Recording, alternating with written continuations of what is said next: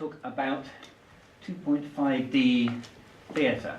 My wife just stumbled on this the other day in Japan, and I said, well, we've got an event on this next week, and she's like, how did Daiwa get there so fast? So either we're fast or my wife is slow. And anyway, we've definitely got the two experts here to talk about it. Helen McCarthy, I think, probably needs very little introduction to many of you. She is the expert on manga and anime. So she actually wrote the first book on anime that was published in English. She's also written what I assume must be the heaviest book on manga, the Encyclopedia of Manga, which we've got in the library downstairs, which I would say must have about 1,000 pages. 1,010 pages and over 1.1 million words. Right. It's very big. And she works broadly in the manga and anime space. Manga and anime seasons at Barbican and all sorts of things like that, and she's received a number of awards for her work in this area. And then Alexandra Rutter, I'm proud to say, is a Daiwa scholar. So we sent her to Japan and trained her intensively, very intensively in Japanese. But she's a theatre director, and what she had achieved certainly really impressed us when she first rolled up here, because she had managed to get permission to put on a theatre adaptation of the very well-known Hayao Miyazaki film Princess Mononoke. That was put on initially here in the UK, but it was then picked up by the Japanese side as well, and she was asked to take it over to Japan and put it on in Shibuya.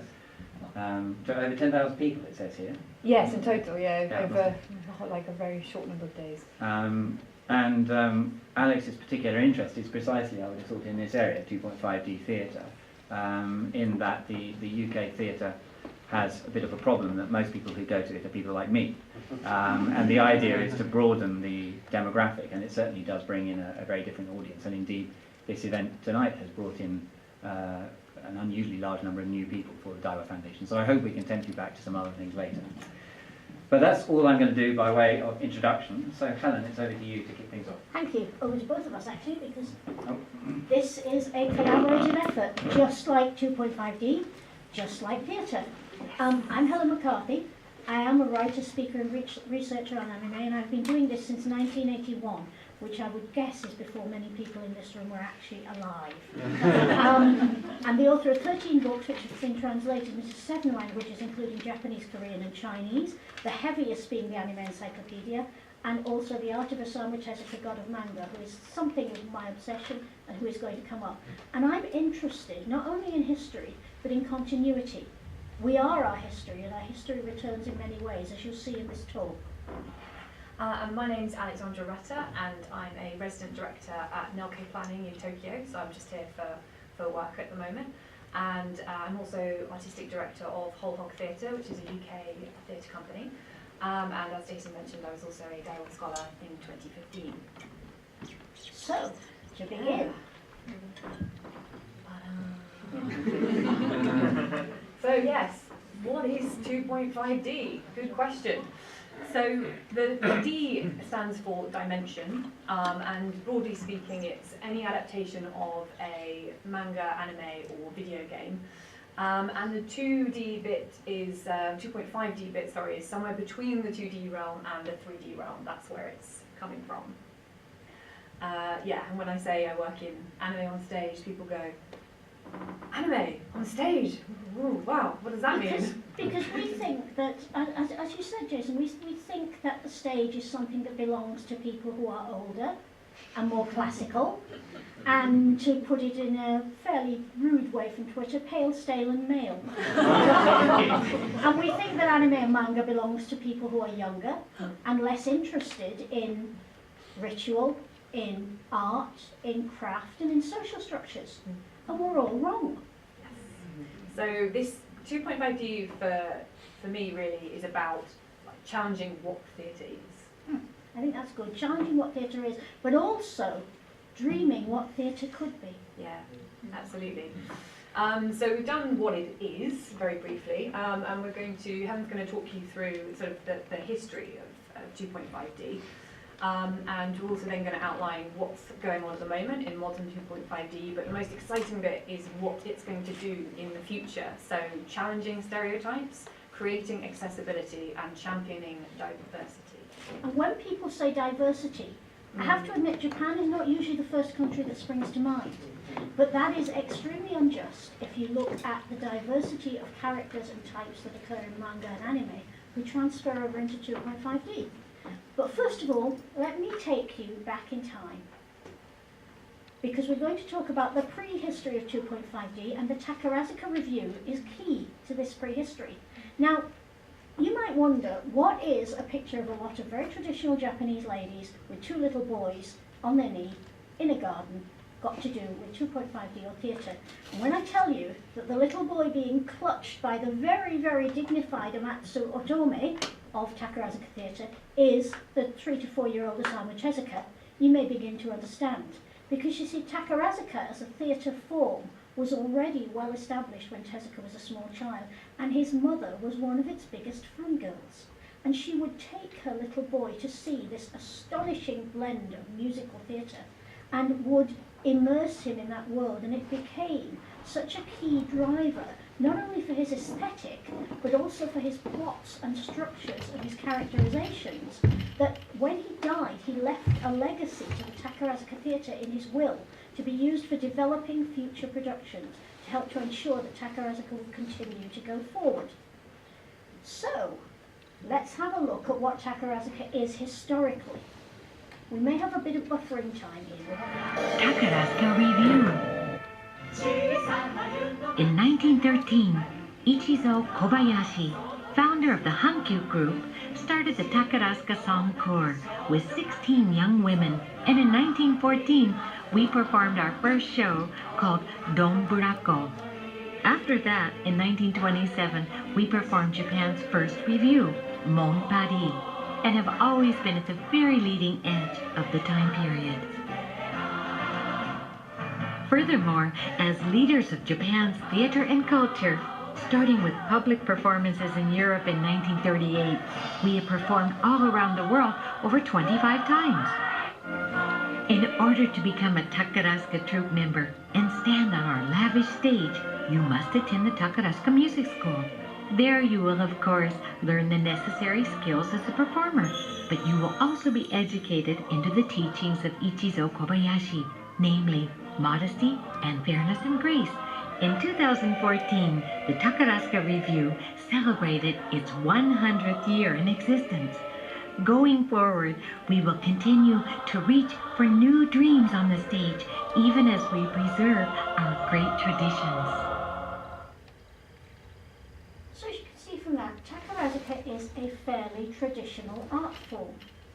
It might not be the place where you'd expect to see Japan's first manga musical, but it was. In 1974, Takarazuka took The Rose of Versailles, Nobara, Ryoko Ikeda's great manga, and turned it into one of their dramatic, lavish, emotional productions. And this was enormously influential. In fact, Armando Rotondi of the Institute of Arts in Barcelona thinks that the Takarazuka Review, and particularly The Rose of Versailles, can be considered as models to understand the development of the manga or anime musical form. This is, we're looking at, the first example of 2.5D on stage at a time before the concept was even coined. And Takarazuka did not stop there. Over the next 40 years, they went on to create a whole range of manga and anime-inspired musicals. Tezuka's Blackjack, one of their favourite shows, which is a frequent return to their repertoire. Chiho Saito's Red River or Anatolia Story, a wonderful modern manga. Nobuhiro Watsuki's Rurouni Kenshin. Rose of Versailles at least 4 more times, apart from the original production in '74. And Monkey Punch's Lupin III. Now, Lupin III is a very well-established franchise, but let's have a little look at what Takarazuka makes of it.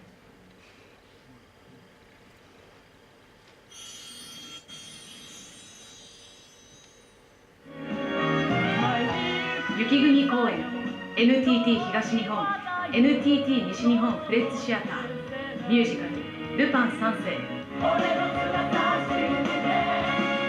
ァンタスティックショーファンシーガイ2月2日まで上演いたします。皆様ぜひご覧ください。Lupin as we've never seen him before, I think it's safe to say. So many feathers. Oh, so many feathers. Mind you, it's a great disguise. It's on a par with the Mummy in Castle of Cagliostro. But Lupin was a franchise that nobody in the West would have considered for musical comedy theatre. Takarazu can make it work magnificently. And they've gone on to do more of this. Let's have a look at what Rotundi has to say again. These are not isolated shows that conclude their storyline in one production. They're intended as episodes of more complex theatrical series, with the main plot and several spin-offs becoming a real open text, to use Umberto Eco's expression. They are not created as products in isolation. They are created as products to build an overarching franchise across not simply the Takarazuka stage, but the whole of the anime's or the manga's life. And as noted by Strickland in 2008, Takarazuka creates a model for manga musicals produced by other companies, such as the stage adaptations of Prince of Tennis, which Alex will tell us more about later, in more than 20 stage shows, or the musicals from Sailor Moon in no fewer than 29 episodes. This is a serious addition to the building blocks of the franchise and not simply a different form of theatre. And we can see that if we look at one of my own absolute favourite anime and manga, Legend of Galactic Heroes, which anyone who knows me knows I can bawl for Britain about this show. This is possibly the best example in the Takarazuka playbook so far of a full-blown 2.5D franchise. Started in 1982 as a series of novels by Japan's king of pulp science fiction, Yoshiki Tanaka. Those 10 novels spun off a manga by Katsumi Michihara starting in 1986 and a further manga by Ryu Fujisaki which is still running. Those mangas have been running fairly continuously from 86 to the present. Then the anime life started with a movie directed by the late great Noboru Ishiguro in 1988. That was the first of a series of movies. There was so much demand from audiences for more of Tanaka's world that this then became a series of video episodes, 162 of them, never on TV, released to audiences directly on video, the same year as the first movie and running on for many years to follow.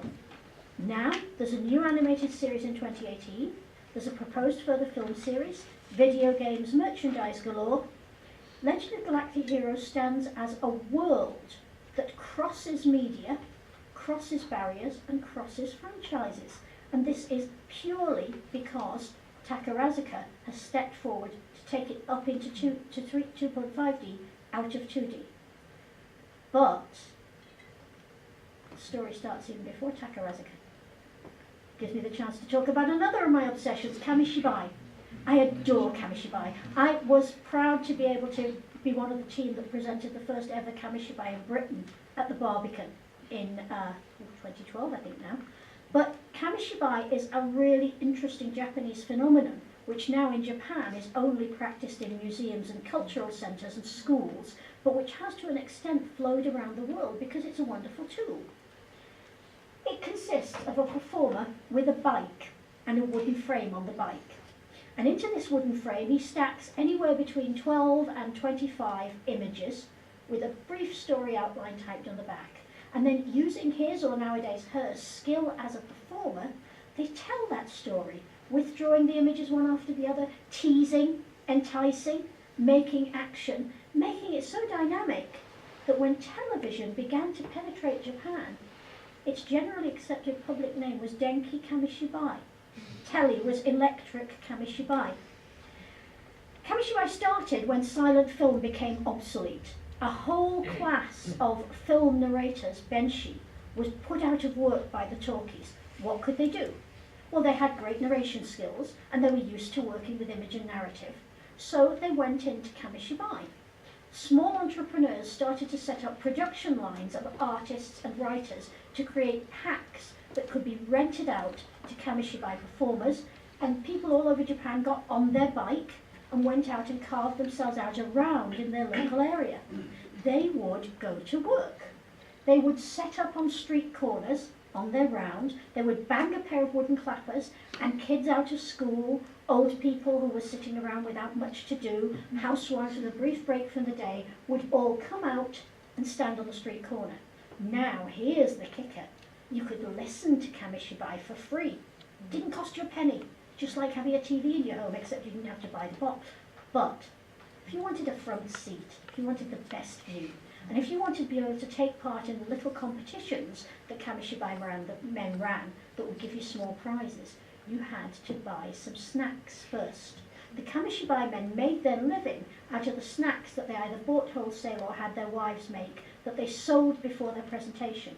So it was a wonderful model of scalable small business. And it spread so massively that from early performances in URANO Station in Tokyo in the late 20s, it spread throughout Japan, huge in Osaka, huge in Kyoto, but even small towns, even villages would have their Kamishibai guy who would come round in a circuit. It peaked in the 1950s with over 10,000 performers nationwide, over 3,000 in Tokyo alone, and then the Crown Prince's wedding was televised, and thousands of Japanese bought televisions specifically to see this, and Kamishibai began to die. Because when you have a box in the corner that you can turn on at any time and you don't have to wait for the guy to come around on his bike every week, the box in the corner begins to take over. But before that, Kamishibai had laid the foundations of 2.5D. How? Well, those stories that were produced, mass-produced by production runs of artists working fast and frantically, they took sources from popular legends, books, films, and manga. And this guy was one of the biggest. This is Ogon Bat. And Ogon Bat gives Japan the claim to having invented the first superhero. 1931, 5 or 6 years before Superman. It's amazing. More years before Batman, Japan had an Atlantean god of justice who slumbered through time in a sarcophagus until needed to defend the helpless, when he flew out, his red cloak flying behind him, to defeat monsters and evildoers everywhere. I mean, what kid wouldn't have gone to listen to that story? That is so cool. And it was created by a 16-year-old artist, Takeo Nagamatsu, and a 25-year-old writer, Ichiro Suzuki, for a Kamishibai brand. They thought, what shall we call him? And they named him after a popular brand of cigarettes. So he was already merchandised. And if you look at all the cunning little notes that they put in, the cunning little signals that are very similar to the signals, the poses, the power that you'll see in Kabuki. He was obviously designed to terrify. Look at that golden mask. Again, years before Batman decided to strike fear into the heart of criminals, Ogon Bat was doing it with a skull. He was designed to look exotic, to look not quite of the normal world. Look at those ruffs that haven't been seen in Japan since Christians came in the 1600s. Look at that flowing red cloak. The cloak is so not part of classical Japanese dress that this signals this guy ain't from round here. I love how they've merged that to look like Fuji as well. The cape Yes, becomes the the non-traditional cape cape becomes becomes the traditional, the most traditional image. And, of yeah, iconic image of exactly. Japan. And so even though he's designed to strike fear into the hearts of evildoers, you know that he's on the side of the people because he is Mount Fuji. And what's more on the side of the people than Fuji? This is a brilliant piece of 2.5D that went on to develop in all the directions that modern 2.5D franchises must develop before they make the leap to the stage.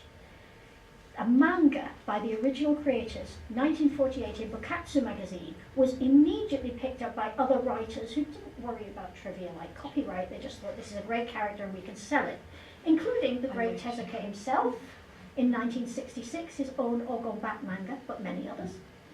An anime in 67. Merchandise, if you look down at the left-hand side there, you'll see the box of an old Imai kit. Sadly, I don't have that. I wish I did, because it's probably worth more than my house. And up there, an advertisement for a popular vitamin drink with Ogon Bat, looking full of energy, down in the corner. And it's still going, that brand, so it's obviously It's been... obviously been wonderful. It was even played in live-action film with the great Sonny Chiba as his human sidekick. So, Ogon Bat had a complete franchise. What stopped him from making the leap to full 2.5D? Technology. The concept was there, the audience was there, the understanding was there, but the technology to execute it didn't yet exist. And this is why 2.5D is so technology driven and why it's absolutely key to the brand. And now I'm going to hand you to Alex to tell you a bit more about the modern 2.5D. Thank you, Helen. Yeah.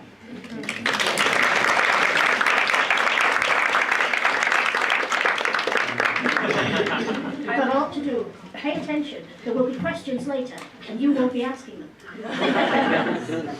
Yeah, thank you so much, Helen. I always learn so much when I hear Helen speak, and every time she speaks, she gives new things, and you go, wow, I could just watch the same talk 5 times. So now it's moving on to what 2.5D is doing now. So probably many of you will know Naruto, which is a manga series written and illustrated by Masashi Kishimoto, and that was 1999 to 2004, and later an anime series, and now a 2.5D show. So I'm just going to show you a little trailer of this to give you an idea of how... This is ridiculously cool. Hopefully.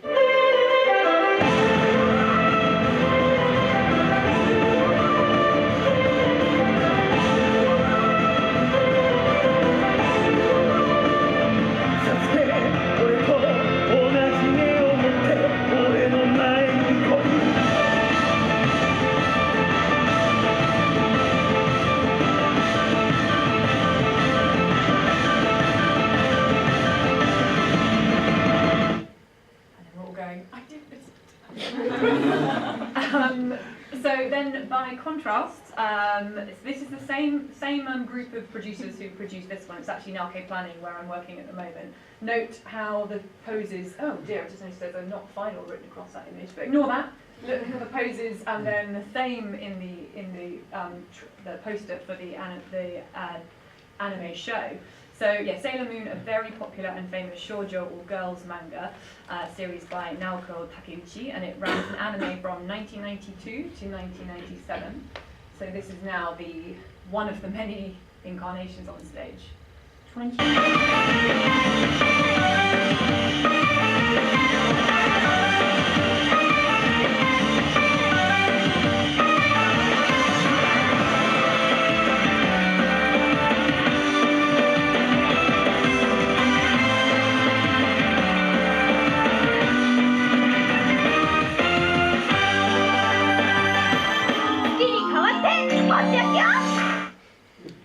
So if anyone's in New York in March, go see that.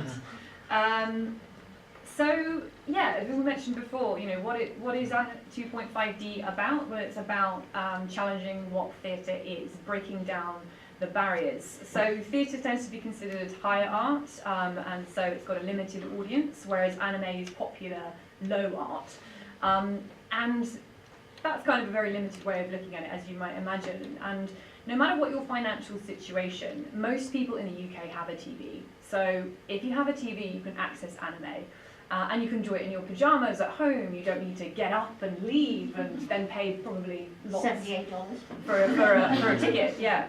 So you can see how really simply you can get at anime in a way you can't get at the theatre. So there's lots and lots of potential in 2.5D, and talk about it forever really. But just to break it down into 4 sort of basic ideas. So first off, challenging stereotypes of Japan, anime, and theatre. So before I say anything else, just a quick note on the word anime. So anime, when we say it in the West, we tend to mean Japanese animation, but the word in Japanese is a loan word from English for animation, anime, and it means any animation. And the same applies to manga. So if you're talking in Japan, you mean, manga, comics, or or Cartoons. Tim Eldred's Batman is anime in Japan. Yes, yeah. I've had a lot of Japanese people say, "Oh, do you work in Japanese anime?" And that sounds very strange to us. But so just for the purpose of this talk, when I say anime or manga, we're talking specifically about Japanese animation or comics. So championing diversity. Britain is a multi-ethnic country, yet we don't see this very often on our stages, or we don't see it enough. 2.5D provides an opportunity to see underrepresented British East Asian artists and creatives on stage and backstage. And if you want to think about how important this is, think back to all the fuss around the live action Ghost in the Shell, when the notably non-East Asian Scarlett Johansson was chosen to play a character with the justification that she's a robot, it doesn't matter what she looks like. And there was a huge outcry, and behind that outcry were a large number of very gifted American East Asian performers who would have quite liked a chance to take a crack at that role for themselves. Yeah, absolutely. It's a very important recent example of whitewashing, which we'll come to later and looking at slightly as a term. So yeah, and also creating accessibility. So we want to encourage non-theatre going people to come into the theatres. And what's great about anime, as you mentioned before, is it's accessible. And also online streaming has exploded recently, so you can get at it a lot easier than you used to be able to. And also it's got a broad appeal. So Crunchyroll, which is a leading anime distributor, reports a close split between the sexes, and the largest demographic is 18 to 35, which is actually really broad. Yes. And they are exactly the kind of people that we don't see much of in British theatre. Yes. The 18 to 35 age group is not generally inclined, unless it's studying theatre or has a particular bias in that direction, to go and sit down and watch a production of Shakespeare or Ibsen. Yeah. So basically anime has the potential to bring this accessibility into the theatre. And the last point is, yeah, bringing Japan's modern theatre experience to the world. If you don't have the money to go to Japan, we want to be able to bring it to you live here. So yeah, 2.5D genres. So this is sort of one way of breaking it down into the different types you might see. So the Japan 2.5 dimensional musical association, which I can never get out in one sentence. So this is kind of like a brand in the sense that it's very, very clear what you're going to get when you go into the theatre. And the two videos we just showed you are both 2.5 dimensional musical shows. And then we've got Super Kabuki, other Japanese adaptations, and alternative non-Japanese adaptations, and they're each very different. So the Japan 2.5D Musical Association, they adapt famous titles. The first one was, as Helen mentioned earlier, The Prince of Tennis in 2003. And they're basically like a super team of Japanese producers based in Tokyo, including Nelke Planning and Horipro, who collaborate with the Barbican to bring Ninagawa to the UK. So they're really, really high production value. They're very, very big theatres, between normally about 700, sometimes up to 3,000. There was even something done in the Saitama Super Arena recently, an adaptation of Dragon Quest, which I think is 15,000. So crazy. And the tickets are expensive. They range from about 8,000 to 12,000 yen, and they can go up higher than that. So think the amount that you pay to see a really big West End show or a really big concert. Yeah. And they're often branded like the live, the super live. So it's sort of little bit like a pop concert, somewhere in between those things. So yeah, we're really sort of challenging what kind of art and the boxes we put in, bringing them together. They also increasingly star idols, which I'll come back to in a moment. So this is a graphic that just gives you a little bit of information on just how much and how fast this genre is growing. So on the right-hand side, you have the number of people in 10,000s. So that's 2.23 million people saw a 2.5D show in 2017. And the red line represents the number of work. So in 2017, there was 171 shows. And as you can see, as the year progressed, more and more and more shows were produced. Yeah, it's just snowballing. One of the rules in theatre is if it's working, monetize it fast. Yep. So to come back to idols, so this is Manga Record, which I worked on recently. So it's an adaptation of a video game, which is from the Madoka Magica franchise. So again, you're going from an anime into a game, into a stage show, and the ball keeps rolling. So idols are manufactured starlets, chosen mainly for their kawaii and their innocence. I think you can get that image there. And also, as you can see, it's almost identical, the way they've done the costumes. And that's all about showing respect and also getting the anime fans a chance to really feel like they've met their idols, but also the characters inhabiting those idols. And as a result, you tend to get an audience full of idol fans rather than either theatre or anime fans. So you can see how you're really sort of challenging who is in the theatre. So it's really interesting. I'm just going to show you a quick trailer which really kind of shows you just quite how different the style is.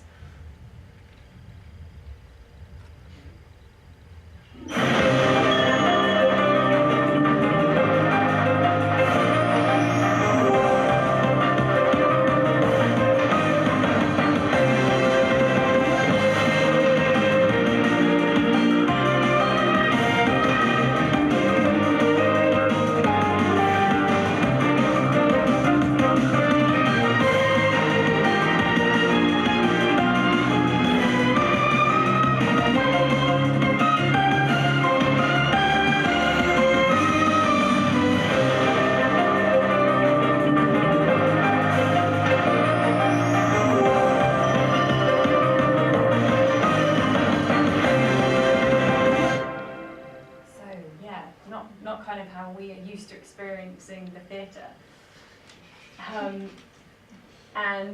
Yeah, what was interesting watching that actually is that all the girls had actually not had much experience working in the theatre. They were from Keaki 46, Keaki Zaka, sorry, 46. I always have to check the number because it's a wrong idol group. So they did a huge amount of work to become theatre performers. So the 2.5D Musical Association also owns this theatre, which is the IO 2.5 theatre, which is specifically branded to show anime musicals all year round. So if you're visiting Tokyo, you can always see a production of an anime or manga here.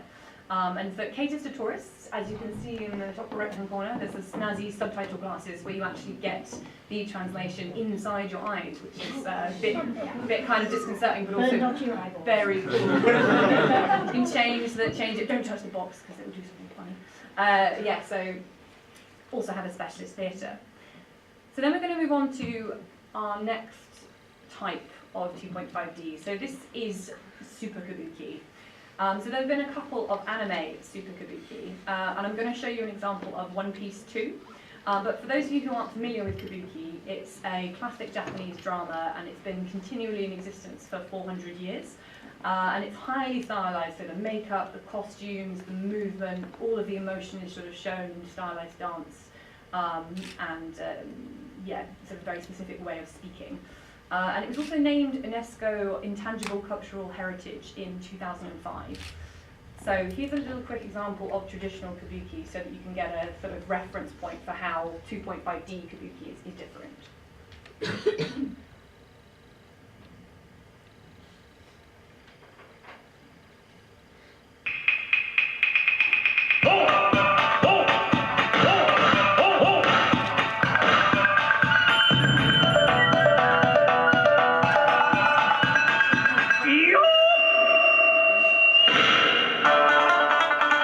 Traditional performing art with a rich history. It draws 1 million theatergoers per year. It's Kabuki. Explore this art with popular Kabuki actor Kataoka Ainosuke on Kabuki Cool. Today we're exploring the handsome heroes of Kabuki. Evolving over 4 centuries, they reflect the dreams and philosophies of Japanese culture in different times and places. It's time to meet them as we draw back the curtain.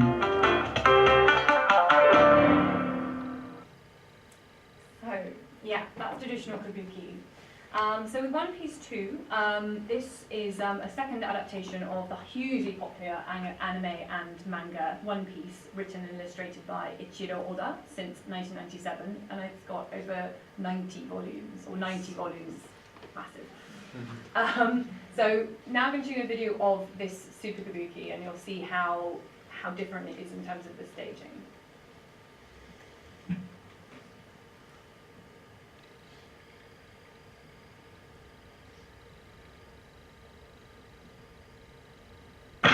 あの人気漫画ワンピースがまさかの歌舞伎か。市川猿之助がルフィに。大秘宝を探す航海の途中、麦わらの一味とは俺ら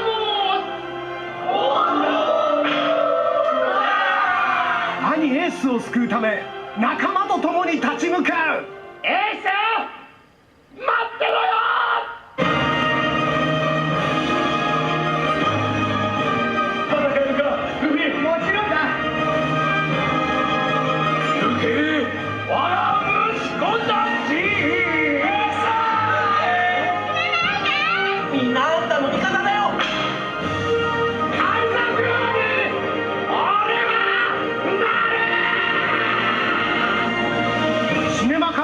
One Piece! この大冒険を見逃すな! So whenever I watch this, I get really excited because for me, this innovation really works. It's exciting, it's more accessible. You can see how in the first video the lighting is flat and there's not really any stage effects, and then they go to town in the one after with lots of different new things. And it's really starting to take Kabuki to a new audience, although where we want to go is that I don't think most people internationally know that this is happening. You don't see the international community in Tokyo going to these things, so let's talk about this. Let's let people know.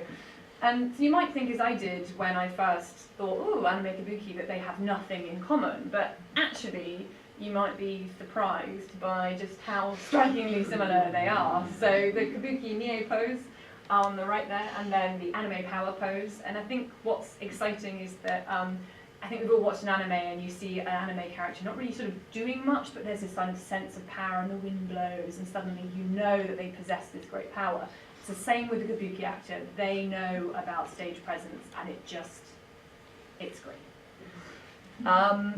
So what characterizes Super Kabuki? Well, it was founded by Enosuke Ichikawa III in 1986, and technically Super Kabuki only refers to the work of the Ishikawa family. But more widely, it's understood to be a form of new Kabuki, and that's designed to make it more accessible to a modern audience through the 3 S's, which is speed, spectacle, and story. So you've got modernized language, movement and music, so you're not refined by the traditional rhythms or speeds, although it's based on traditional Kabuki choreography. And you've got video projection, dry ice, lifts and snow and new costumes you can change quickly, and lots of these new things that they don't do in traditional Kabuki. And also they're adaptations of new material, so often Chinese legends, and also, as you can see, anime or manga. Yes, a lot of people who aren't familiar with Kabuki don't realise that until this, there were no new stories in the Kabuki canon at all. Yeah. So it's a really exciting innovation. So when I say I work in theatre in Japan, people go, "Oh wow, you doing Kabuki?" And I say, sadly not, because I'm neither male nor born into the right family. And also not Japanese. Shocking, I know. So accessibility in traditional Japanese theatre and the paradox of Kabuki, which was actually invented by this lady, Izumi no Okuni. So it was all originally performed by women and now is only performed by men because they... Obviously, if you put women on stage in front of men, they are just going to go crazy and civilization is going to break down. So what do you do instead? You put on young, pretty boys instead. There is a flaw to this argument. Which, of course, what happens? Exactly the same thing. The men get rowdy and it's all, so then they started using old men.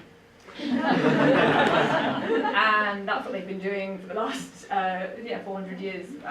The paradox of Kabuki is that despite, all these things, it's really inaccessible. You can't get into it. So I think this is why 2.5D and kabuki meeting is such an exciting thing, because it's kind of challenging what kabuki is. Yes, I mean, you probably noticed in that clip that there were several women on that stage. The 2.5D clip. No, they're all men. They're all They're all men. men still. My That is goodness. the problem. That is They're a getting problem. there, but there are still That is a all dreadful men. problem. Yes, Yeah. yeah. So let's be clear. We've got some way to go. But it shows you that the makeup is good, right? Really good. And the acting. Well, yeah. I remember having a very long conversation with a friend of mine who's really into kabuki, who said, you have to understand that onagata, the kabuki actors who portray women, do it better than you do. Yeah, it is fascinating watching them do it. It's really quite an art in itself. Yeah. And so we're going to go on to other Japanese 2.5D. So we want to talk about Pluto, which was on in 2018, and Helen actually worked on, so she has a really unique perspective on it. So it was on in Tokyo at the Theatre Cocoon, it's done by Bunker, and then it was transferred to the Barbican in London. And it was directed by Siddhilabi Cherkawi, who is a street dancer turned classical dancer turned choreographer, and who is also a huge manga fan, because he is the son of Algerian immigrants who grew up in Belgium, and manga were one of his first points of contact with Western society, oddly enough, but with comics and with general interest in the world. And in manga he found Osamu Tezuka, and he found Tezuka's Atom, who also doesn't fit in anywhere and isn't quite sure what he's there for, and this was hugely appealing to him as a little boy. As his understanding of Atom developed, he began to produce a work called Tezuka, which showed up at Sadler's Wells in 2012, and was an analysis of major themes in Atom. And then of course he came to Pluto, which is in itself a derivative work, in that it's a manga based on the work of another mangaka, Osamu Tezuka, which he then wanted to take into 2.5D, into a new movement.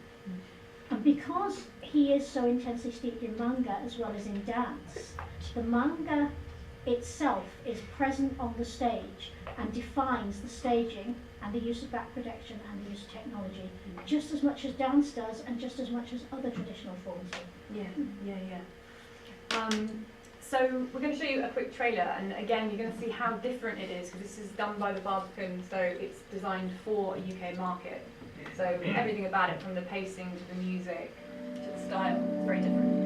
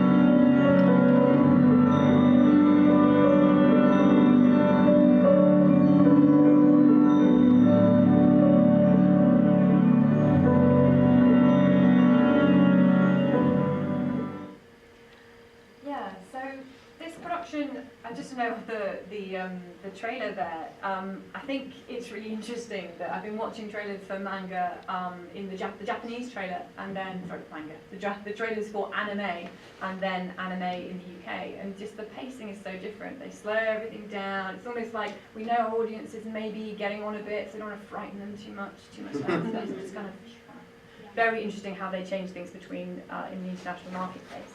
Well, also the difference between it being shown on TV and being sold on video.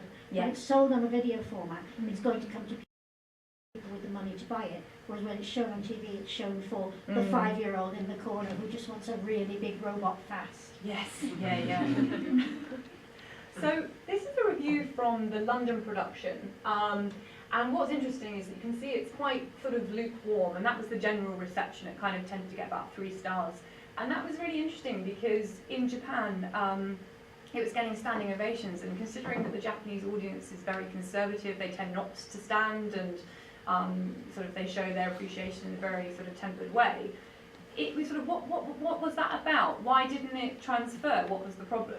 Well, actually, I have a direct test case comparator that seems to indicate that it's all about context. You see, immediately after it left the Barbican, where I saw the premiere and my mind was blown, it went across to Belgium and the Netherlands, and it was shown in Antwerp and in Leeuwarden, which is 2018, one of 2018's 2 cities of culture. And Leeuwarden invited me over there to do 3 scene-setting lectures before each performance. I had a pretty big audience, probably about 25 to 30% of the house. We talked about Pluto, we talked about the background, we talked about what Larby was doing with this fall, and every night in Leeuwarden the reviews were rave. What's more, a number of people said to me that they had found having the context very helpful to engaging with the show. So, really, it's what Alex has been saying all along. What we need to do is we need to advocate for context. We need to set the context that we're presenting here in 2.5D so that audiences can come to it with their minds primed for a different experience. Because it's kind of about, it's an opportunity to learn about a culture other than your own. So you can do it by kind of giving a pretext of context, or if you do it really collaboratively, so you've understood how it's understood in Japan, how the Japanese audience sees it, how the producers are making it for their audience, and you bring elements of that in, but in a way that's accessible for the British tastes. So for Pluto, what were in the UK, what were the barriers for access? Well, the running time. Yeah, longer than most Marvel Avengers movies. Yes, which is saying something. Yeah, so in Japan they're used to watching kabuki, which can be 4 or 6 hours long, so it's not so much of a problem there. And then you've got indirect access, so subtitle boards are really limited. And one of the problems that we have with these is that on a subtitle or a surtitle screen, you can only run 30 characters at any one time. Now you think about a complex story, like Pluto, if any of you know the manga, and trying to reduce that to 30 titles at a time. We were tearing our hair out when we edited the script. It is almost impossible. No, it is impossible to match the movement on stage and the emotion on stage with a 30 character limit. Yeah, and that's where, so you know, the fact that you're experiencing it in that way means you're getting the reduced version already. So yeah, it was performed all in Japanese. In the UK, we do place a lot of emphasis on words, so not being able to access that directly was, I think, a bit of a challenge for people. But also you've got the cultural translation, so it's not just linguistic. It's the fact that, as we've been saying before, you know, a Japanese audience, they know this story and they understand the sort of conventions in Japanese theatre, and everyone's reading from the same hymn book. Whereas we've got a very different idea about how to do things. So you need that time. So the limited time for Anglo-Japanese collaboration, I think it was very, very quick, wasn't it, coming over? So there's no room for movement there. But also, what Larby would have needed was to find an equivalently skilled cast of English-speaking actor dancers, and then be able to work with them on the text, which in most cases is at least a 3-month rehearsal period. Yes, yeah. And that's very, very difficult for a short run. So, just to talk a bit more about the differences between, for example, the UK and a Japanese audience. There's Hello Kitty, I will come to her. So yeah, in Japan they want to do faithful adaptations. It's kind of a lot about respecting the original. They often don't embellish at all, so it's the actual same words, for example, in Prince of Tennis as the manga. There's no original script at all. They sometimes also use some visuals from the original anime as well. In the UK, it's kind of the opposite. It's got to be a creative adaptation. You have to justify why you're putting it on stage. If it's not different enough, people will go, why don't I just watch the film? So you really, really got a different challenge. And also aesthetics in Japan. One of the key sort of criticisms of Pluto that I read again and again in different reviews was, it was really beautiful, but it didn't have a heart. Whereas the story, it was a bit, and I think what's important to understand is that for the Japanese, aesthetic has emotion within it. They're looking at these beautiful things and they're seeing something slightly different. It's not a negative thing in the same way, you know, aesthetic, oh, that's nice, but it's not as important as the story. But I think the Japanese are doing more creation. And that brings me on to idols and the Hello Kitty effect. So Hello Kitty doesn't have a mouth. Why doesn't she have a mouth? Because she speaks from her heart. That was the original tagline for advertising Hello Kitty. As a Hello Kitty fangirl, I am 100% behind that. Yeah. And she is so iconic, everyone knows her. And apparently the reason she doesn't have a mouth is so that you could project your feelings onto her. And I think that's kind of what happens with idol culture. So it's not this kind of, perhaps, what looks maybe vapid in your first sort of encounter with it from our perspective. It's actually a really creative space. She's a canvas upon which to invent. And I think it's the same with idols, and it's the same with aesthetics for a Japanese audience. So you're looking at it with totally different glasses. In contrast with the UK actors, you go to acting school, you learn how to act, and then you go forth and do that. Script writing processes take a long, long time, and whereas in Japan they're always focusing on the design elements very early on before they sometimes even start the script. So yeah, there's not much training in Japan for actors apart from something like Takarazuka where they have intensive training. So you kind of got yeah. It's a university course in how to move on stage. Mm. So then we come on to the final section, which is alternative non-Japanese 2.5D. So we've got Princess Mononoke, which was a whole hog theatre production back in 2013. We did that in London and Tokyo. It was the first and only adaptation of a Hayao Miyazaki film, and it had non-traditional casting. So for the first time I met British East Asian performers and also other ethnic minority artists, and I learned that they were really struggling to get parts. They were being only cast in a certain type. They were the girlfriends, they were the waitress, they were the guy behind the restaurant counter. Yeah, yeah. And it was largely because they weren't considered to be as marketable as their white counterparts, which, as we're seeing a bit of a shift with this now, with, I don't know if anyone's seen Crazy Rich Asians, but that's the highest grossing romantic comedy in the last 10 years, and that's an entirely East Asian cast. So then we've also got Usagi Yojimbo, which is going to show you a trailer of, and then kind of break that down a bit. This was at the Southwark Playhouse in 2014. It's a manga by Stan Sakai, and they had great, as you'll see, British East Asian performer and Japanese performer representation, but it kind of conforms to a stereotype of anime in that it was at the Christmas slot, it's designed for kids, and you'll see that from the trailer. It's very much created in the West for the West. It's a very, very different way of doing it. Japanese American. Yeah. So moving forward, we want to do maybe a little bit more of a collaboration between those schools of thought. The sword is the soul of the samurai, not a toy. You can't be Mifune, Maniko, because Mifune is a man. I don't see any men here.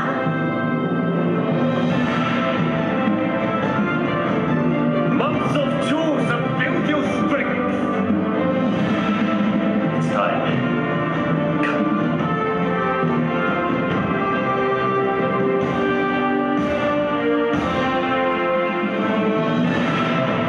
I'm a man. I'm still a boy. I'm a student, both master and servant. I am not a hero. I am Miyamoto Asagi, samurai.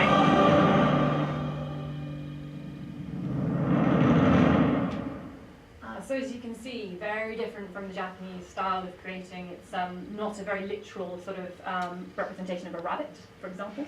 And yeah, very low tech rather than high tech. So a really different way of putting it together.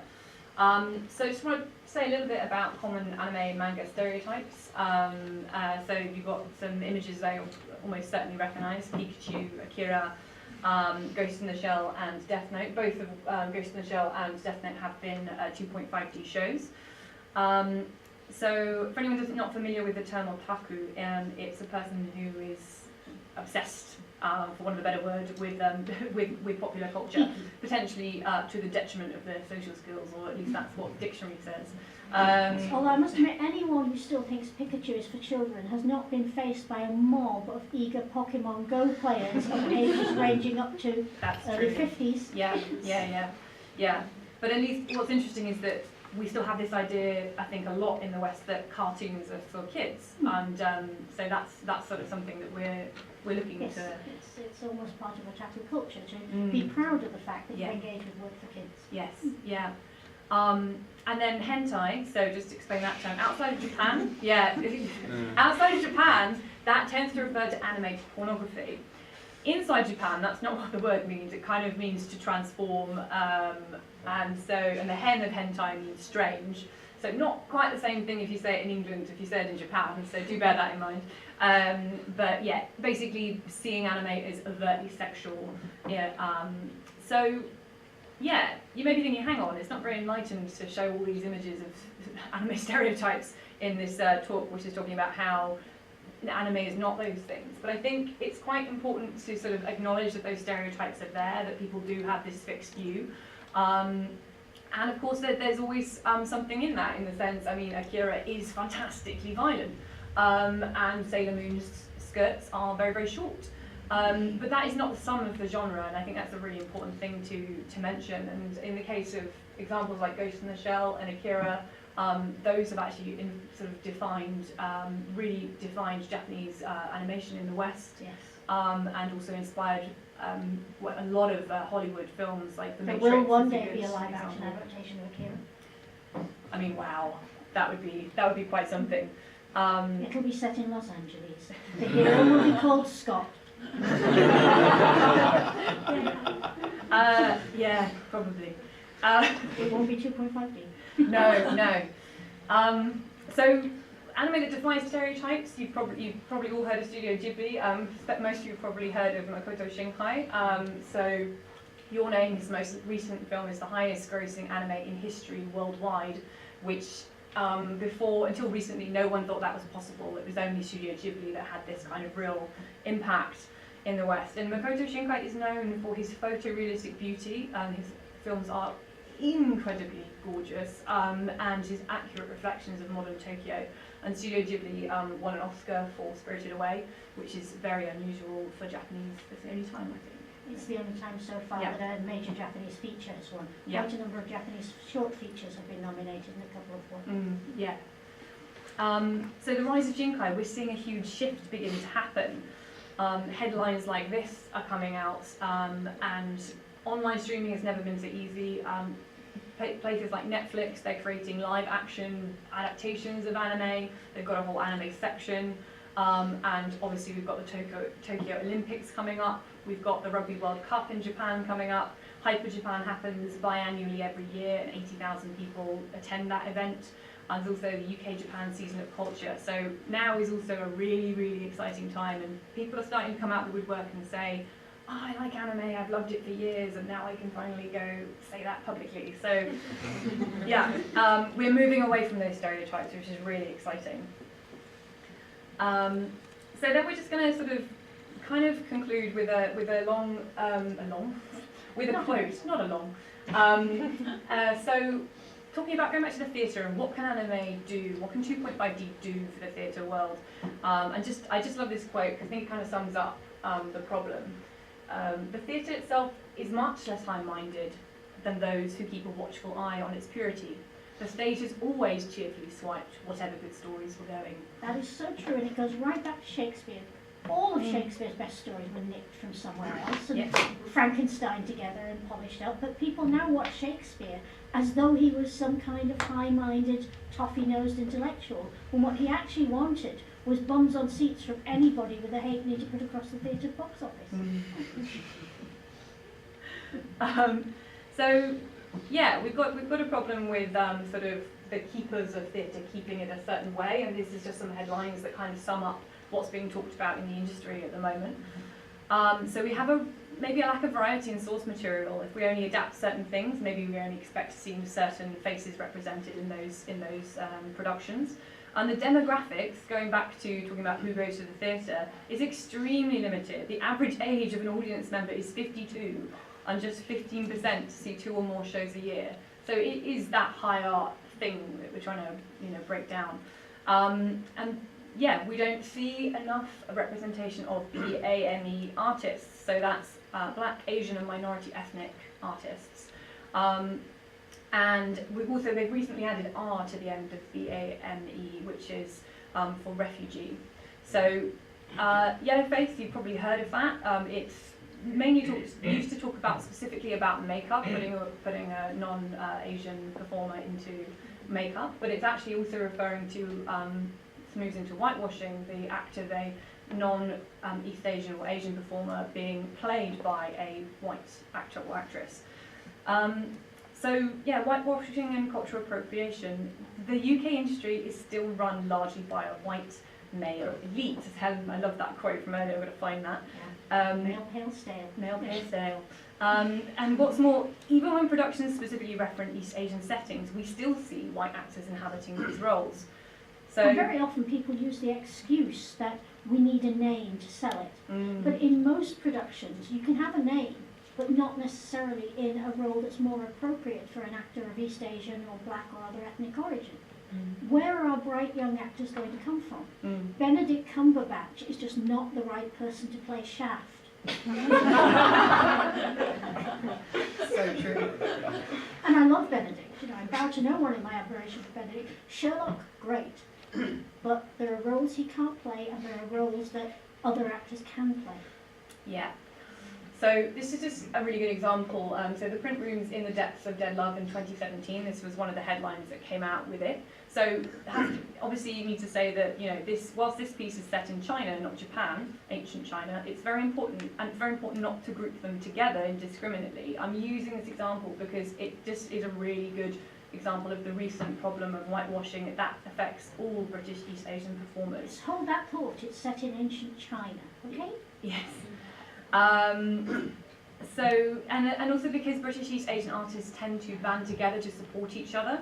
So because the representation is so low, they're fighting for representation as a wider group. And in this case, it's more important to tackle the whitewashing, and we see a positive coming together, which is going on from a group here. So this was the statement that was put out by the print room. In the Depths of Dead Love is not a Chinese play, and the characters are not Chinese. The production references a setting in ancient China, and the characters' names are Chinese. However, these are never intended to be taken literally. Okay. Yeah. It is, in fact, a very English play, and has been derived from very English moors. Oh, like the one that invaded China and kind of started the Opium Wars? That English Moors, yes. Yeah. It has therefore been cast accordingly. So, as you can imagine, the entire cast was white. And of course, one of the many problems with this statement is that by saying it's an English play, this implies that to be English, you have to be white. So British East Asians or British English people are not, not British English people, British English East Asian people are not British. So another quote that kind of is a counteract to this, which I think sums it up. It's perfectly reasonable to set mythical tales in a universal landscape, but watch an all-white cast stand in for universal experience on stage, and it starts to look like British theatre belongs to one specific people, white people. So, I mean, for God's sake, Shakespeare could do diversity. Black man in love with white girl. Yeah. Jewish guy losing his daughter to a non-Jewish lover. Shakespeare knew all about this and he was doing it, so why have we turned away from that? Yeah. So that's something that I think 2.5D has the opportunity to address, which is a really, really exciting thing. So, to conclude, just those points we mentioned at the beginning, it's about bringing high and low up together and saying, what do we think theatre is? Putting it in these boxes, let's get rid of the boxes, and then we might really start to get an exciting new understanding of theatre. And make sure that we see more of a reflection of Britain today, particularly in London. And also we're trying to sort of make a theatre industry that makes theatre for all, not just people who already go to the theatre. Because anime has this broad appeal, bringing that to the stage is one way that you can invite a different type of person into the theatre. And we've got an opportunity to bring this experience to our shores, which is also really, really exciting. And then I guess finally, and I'm sure Helen might have something to add, but cross-cultural collaboration. If we don't work with other countries and go out of our comfort zone, we'll never know that we're doing the best work that we can be doing. And 2.5D offers us an opportunity to give opportunities to people who may not have them otherwise, and put it on a big stage. So you're really sharing this experience on a broad level. It's about being human, being more important than being of a particular ethnicity. And when people say that, they usually mean, let's get some more white actors in because they're human. But human has to reflect every part of the human experience. Everything from rich to poor, everything from old to young. We need to pull each other in to make theatre stronger. If we don't make theatre stronger, it will die. Because eventually everybody over 50 is going to die off.